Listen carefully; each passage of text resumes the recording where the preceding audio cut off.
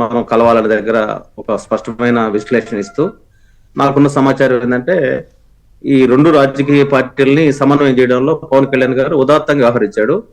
అందుకు పవన్ కళ్యాణ్ గారిని అభినందించాలి. చాలా మందికి పవన్ కళ్యాణ్ గారి మీద నెగిటివ్ ట్రోల్స్ చేస్తుంటాడు. ఈ రోజు ఆయన చాలా స్పష్టంగా ఏంటంటే నా ఓటు శాతం వ్యక్తిని పదే పదే ట్రోల్ చేస్తున్నారు, వాళ్ళ గురించి మాట్లాడుతున్నారు అంటేనే వాళ్ళ దగ్గర ఏదో విషయం ఉంది, వాళ్ళు సూపర్ హిట్ అని. ట్రోల్ అంటే ఇప్పుడు ఇక్కడ గమనించాల్సింది ఏంటంటే ఆంధ్రప్రదేశ్ ధ్వంసం అయిపోతా ఉంది అనేది మన ప్రజావేదికతో మనకి అర్థమైంది. ఆ రోజే నేను కూడా నేను 10 టీవీలో ఉన్నప్పుడు కూడా చెప్పా, ఇది మీ పార్టీ స్టాండ్ అంటే నేనైతే వ్యక్తిగతంగా దీన్ని దారుణం అంటున్నాను. తర్వాత అప్పుడు మా పార్టీ అధ్యక్షుడు కన్నా గారు కూడా దాని మీద ప్రకటించారు. ఆ రోజు నేను వ్యక్తిగత హోదాలో చెప్పిందే ఈ రోజు కూడా అది కంటిన్యూ అయింది. ఎందుకంటే ధ్వంస రచన అనేది జగన్మోహన్ రెడ్డి గారి మైండ్ లో ఒక క్రూరత్వం, ఒక మాన్స్టర్, ఒక రాక్షసత్వంతో కూడుకున్న మనస్తత్వాన్ని శాంతి కాముకులు ఇప్పుడు కూడా అంగీకరించారు. పైగా అది మన రాష్ట్రానికి కూడా శోభాయమానం కాదు. కాబట్టి అవన్నీ చూసుకున్నప్పుడు ఏంటంటే ఒకటొకటిగా చూసుకుంటే అతను ఎంత దుర్మార్గుడు అనడానికి నిదర్శనం ఒక మర్డర్ చేసిన వ్యక్తిని పక్కన పెట్టుకోవడం. ఎవడు చేయడు, ఇంత నీచమైన పని చేసిన వ్యక్తి ఎవరు భూగోళంలో ఉండరు. ఎందుకు చెప్తున్నారంటే డాక్టర్ సుధాకర్ దగ్గర నుంచి కిరణ్ దగ్గర నుంచి డైరెక్ట్ గా నేను చంపేశానని డోర్ డెలివరీ చేసిన అంటే ఇది బాధాకరం. ఇది దళితులందరూ కూడా ఈ రోజు పాదిరికుప్పం, చుండూరు, వెంపేట అనేక సంఘటనల్లో దళితులు పోరాటం చేసిన చరిత్ర ఉంది. కానీ ఇక్కడ జగన్మోహన్ రెడ్డి గారు ఇంత దారుణంగా వ్యవహరిస్తున్న కొద్దిమంది దళిత నేతలు ఆయనకి బానిసత్వం చేయడం అనేది చాలా విచారకరం. అందుకే వాళ్ళందరూ కళ్ళు తెరవాల్సిన పరిస్థితులు వచ్చాయి. ఒక సుబ్రహ్మణ్యాన్ని చంపేసిన అనంతబాబుని పక్కన పెట్టుకున్న రోజే జగన్మోహన్ రెడ్డి గారిని ప్రతి ఒక్క దళిత గ్రామంలోనూ ఆయన వ్యతిరేకించాల. ఇది మాకు అవసరం, ఆత్మగౌరవం. ఎందుకంటే ఎవరు కూడా ఎస్సీలో లేకపోతే ఎస్సీలో, బీసీలో, మైనార్టీలో లేకపోతే బడుగు వర్గాలకు సంబంధించిన వాళ్ళు ఏ పని చేయకుండా వాళ్ళు బతకలేరు. ఏదో కూలీ పని చేసుకుంటారు, వ్యవసాయం చేసుకుంటారు, ఏదో ఒకటి చేసుకుని కూలీలుగా చేసుకుని బతుకుతారు. కానీ వాళ్ళ ఆత్మగౌరవం దెబ్బతీస్తే మాత్రం నెక్స్ట్ జనరేషన్ ఉండదు. నెక్స్ట్ జనరేషన్ ఎట్లుంటది అంటే కట్టుబానిసత్వం ఉంటది. కాబట్టి అటువంటి కట్టుబానిసత్వంలోకి జగన్మోహన్ రెడ్డి గారు తీసుకెళ్లారు అనేది అర్థమవుతుంది. ఎందుకంటే ఆయనకి ఎస్సీలు అంటే లెక్కలేదు కాబట్టి ఆ సీట్లు కూడా ట్రాన్స్ఫర్ చేసిన ఇక్కడ ఎవరు ఎస్సీలు. ఏ అగ్రవర్ణానికి సంబంధించిన ఏ పెద్దిరెడ్డి సీట్లో, మిథున్ రెడ్డి సీట్లో ఆయన మార్చలేదు. కానీ ఎస్సీ సీట్లు మార్చేసి మీ స్థాయి ఇదే, మీరు ఐఏఎస్లు అయినా ఇదే, లేకపోతే మీరు ఆఫీసర్స్ అయినా ఇదే, లేకపోతే మీరు ప్రొఫెసర్స్ అయినా ఇదే అని చెప్పి మెరుగు నాగార్జున దగ్గర నుంచి సురేష్ దగ్గర నుంచి ఈ సీట్ల మార్పిడి చేయడం ద్వారా కూడా ఆయన మైండ్ అర్థం అవుతా ఉంది.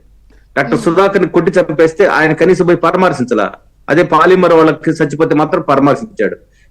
ఇవన్నీ చూసుకున్నప్పుడు జగన్మోహన్ రెడ్డి గారికి అండగా ఉన్న బడుగు వర్గాలకు సంబంధించి ఎవరైతే ఇప్పటిదాకా ఉన్నారో వాళ్ళందరూ ఆత్మ పరిశీలన చేసుకోవాలి. నెక్స్ట్ జనరేషన్ ఏంటి, నెక్స్ట్ ఇదే జగన్మోహన్ రెడ్డి గారు పాలన వస్తే వైసీపీ కార్యకర్తలు హత్య చేసి అక్కడే ఇంటి ముందు పూజ చేసుకొని కూర్చుంటారు, అదేదో సినిమాలో చూసినట్టుగా. అంటే ఇటువంటి రాక్షసత్వంతో కూడుకున్న వ్యక్తిత్వాన్ని వ్యతిరేకించడం అనేది అంబేద్కరిస్టులుగా, అంబేద్కర్ నమ్ముకున్న వాళ్ళుగా మన రెస్పాన్సిబిలిటీ. అదే సమయంలో భారతీయ జనతా పార్టీ కూడా యాక్చువల్ గా మేము పొత్తు మా పార్టీలో దాదాపు నాకున్న అవగాహన ఏంటంటే 99.9% పొత్తు అవసరం లేదు. ఈ రోజు అయోధ్య తర్వాత మనకి అద్భుతమైన ఇమేజ్ పెరిగింది నరేంద్ర మోడీ గారికి. 20% ఓటు బ్యాంక్ మాకుంది. గతంలో ఓటు బ్యాంక్ తగ్గడానికి కారణం అప్పుడు ఉన్న పరిస్థితులు మీకు తెలుసు. కానీ ఈ రోజు ఉన్న పరిస్థితుల్లో ఖచ్చితంగా మన ఓటు బ్యాంక్ మనం ప్రూవ్ చేసుకోవాలని చెప్పి దాదాపు 99% క్యాడర్ డిసైడ్ అయింది. డిసైడ్ అయిన తర్వాత 175 నియోజకవర్గాల్లో అభ్యర్థులు కూడా మేము ఖరారు చేసుకున్నాం.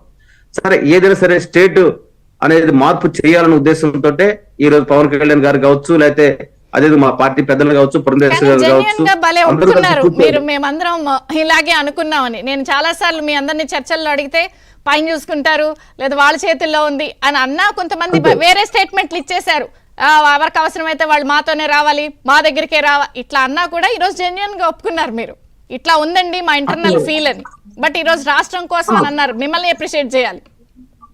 అంటే మాకున్న ఫీలింగ్ ఏంటంటే రాష్ట్రం ఇప్పుడు జగన్మోహన్ రెడ్డి గారు అనబడే వ్యక్తిని ఖచ్చితంగా ఆర్థికంగా మొత్తం కొనారెలు చేసి, మీరు చూడండి, నేను ఆ రోజు నాకు తెలిసిన వైసీపీ నాయకుల దగ్గర చెప్పాను. నాకు వాళ్ళ కొద్ది మందితో నేను కాంగ్రెస్ పార్టీలో ఉన్నప్పుడు నాతో ఎవరైతే సన్నిహిత సంబంధాలు ఉన్నాయో ఈ రోజు జగన్మోహన్ రెడ్డి దగ్గర వాళ్ళు నెంబర్ 2-3 ప్లేసులు ఉన్నారు. వాళ్ళకి కూడా చెప్పా, 2 years బ్యాక్ చెప్పా, మీరు అమరావతిని టచ్ చేశారు, అమరావతి టచ్ చేయడం ద్వారానే రేపు జగన్మోహన్ రెడ్డి ఓడిపోతున్నారని చెప్పా. 2 years బ్యాక్ చెప్పా.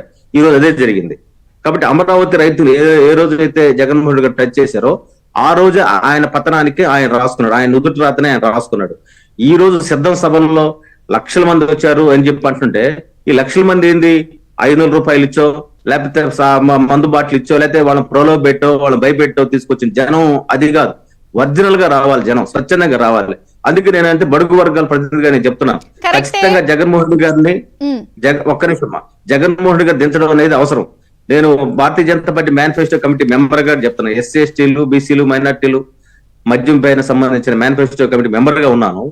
ఈ రోజు బడుగు వర్గాలకు ఏ విధంగా బాగుపడాల దగ్గర ఒక స్పష్టమైన వైఖరితో పురంధేశ్వర్ గారి నేతృత్వంలో మేనిఫెస్టో కూడా వస్తుంది. అంటే జగన్మోహన్ రెడ్డి గారు ఏదైతే 26 పథకాలు రద్దు చేశాడో ఆ పథకాల పునరుద్ధరణతో పాటు దళితులకి ఆత్మగౌరవం కల్పించాలి, అదేవిధంగా ఎస్టీలకు ఆత్మగౌరవం కల్పించాలి, వాళ్ళని పారిశ్రామిక రంగంలో ముందు తీసుకెళ్లాలా, వాళ్ళని ఆర్థికంగా ముందు తీసుకెళ్లాలా, ఇటు ఒక నమ్మకాన్ని కలిగించాలి. ఆ నమ్మకాన్ని కలిగించే మేనిఫెస్టోతో బీజేపీ ముందుకు వస్తుంది. అదే సమయంలో ఇతర అంటే ఏదైతే చంద్రబాబు నాయుడు గారు వాళ్ళ మేనిఫెస్టో కానీ, పవన్ కళ్యాణ్ గారి మేనిఫెస్టో కానీ ఇవన్నీ సమన్వయం చేసుకుని ప్రజలకు దిశ ఇవ్వబోతున్నాం. ముఖ్యంగా ఏంటంటే ఎట్ట డెవలప్ చేయాలి. ఇప్పుడు దినకర్ గారు కూడా ఆంధ్రప్రదేశ్ లో యువతను ఎట్ట కాపాడాలని దగ్గర ఎట్ట పరిశ్రమలు తేవాలి, ఏ విధంగా ఆర్థిక వృద్ధి కావాలి, ఇవన్నీ కూడా ఆయన లక్ష్యం ఒకటే. వాళ్ళు బీసీ డిక్లరేషన్ అని చెప్పి వాళ్ళు వెళ్తున్నారు, సూపర్ 6 షణ్ముఖ సూత్రాలను వీళ్ళు మేనిఫెస్టో మీద మీరు రకరకాల వర్గాలను అడ్రస్ చేస్తూ కసరత్ అన్నప్పుడు ముఖ్యమంత్రి గారు మీ ముగ్గురిని మాట్లాడే సభల్లో చేసే కామెంట్స్ కానీ, మిమ్మల్ని ప్రత్యేకించి పొత్తు ఫైనల్ అయ్యి ప్రకటన చేసిన తర్వాత 100 కన్నా తక్కువ ఓట్లున్న పార్టీ అని చెప్పి మిమ్మల్ని అన్నారు. మిమ్మల్ని అలాగే నిజంగా చెప్పాలంటే చంద్రబాబు నాయుడు గారి వల్లే జగన్మోహన్ రెడ్డి గెలిచాడు లాస్ట్ ఎన్నికల్లో. ఆ రోజుల్లో మాకు చంద్రబాబు నాయుడు గారు లిఫ్ట్ ఇచ్చిన తర్వాతనే పరోక్షంగా భారతీయ జనతా పార్టీ శ్రేణులు జగన్ ఉపయోగపడ్డాయి. ఈ 1% అని అంటున్నాడు, అది సిగ్గులేని ముఖంతో ఎట్ట అంటున్నాడు మాకు తెలియదు. ఎందుకంటే ఆ రోజు అప్పుడు ఇప్పుడు నరేంద్ర మోడీ గారికి ప్రతి రాష్ట్ర 1% ఓట్ బ్యాంక్ ఉంది. కాబట్టి జగన్మోహన్ రెడ్డి గారు ఏంటంటే మేము ఎంతో సహకరించాం, 9,000 కోట్లు రెవెన్యూ డెఫిసిట్ ఇచ్చాం, ఆయన ఇప్పుడు తలుపు తెరితే ఆర్బీఐ నుంచి డబ్బులు ఇచ్చాం. ఇన్ని చేసినా ఆయన చేసింది ఏంటి? ఒక్క పరిశ్రమ తీసుకొచ్చాడా? ఈ రోజు చూడండి మీరు, అమరాజ్య ఫ్యాక్టరీ వెళ్ళిపోయిందంటే సిగ్గుతో తలదించుకోవాలి కదా. మన కర్ణాటక కావచ్చు, లేదా తమిళనాడు కావచ్చు, ఇతర రాష్ట్రాల్లో ఎవరైనా పరిశ్రమ వస్తే అన్ని వర్గాల సంబంధించిన రాజకీయ నాయకులు దాన్ని సపోర్ట్ చేస్తారు. కానీ ఇక్కడేంటి, ఇక్కడ మీరు వెళ్తే వెళ్ళండి, మాకు అభ్యంతరం లేదు. సజ్జల రామకృష్ణారెడ్డి అంటే వాళ్ళు ఆ గుమస్తాలు మాట్లాడే భాష రాష్ట్ర ప్రజలు అడ్రస్ చేస్తుందా? అందుకే నేనేమంటానంటే జగన్మోహన్ రెడ్డి గారిని ధ్వంసం చేయడం అనేది ప్రజా అవసరము, ఇది ఒక చారిత్రాత్మక సంఘటన. కాబట్టి ఆ చారిత్రాత్మక అవసరంలో భాగంగానే ఆయన తుదముట్టించాడు. అంటే వాళ్ళ తండ్రి ఫోటో కూడా తీసేసాడు, సాక్షిలో వాళ్ళ నాన్న ఫోటో వేసుకున్నాడు కదా, అది కూడా తీసేసాడు. అంటే అర్థం ఏంటి? తండ్రికి ఆయన లాయల్ కాదు, ఆ చెల్లికి లాయల్ కాదు, ఆ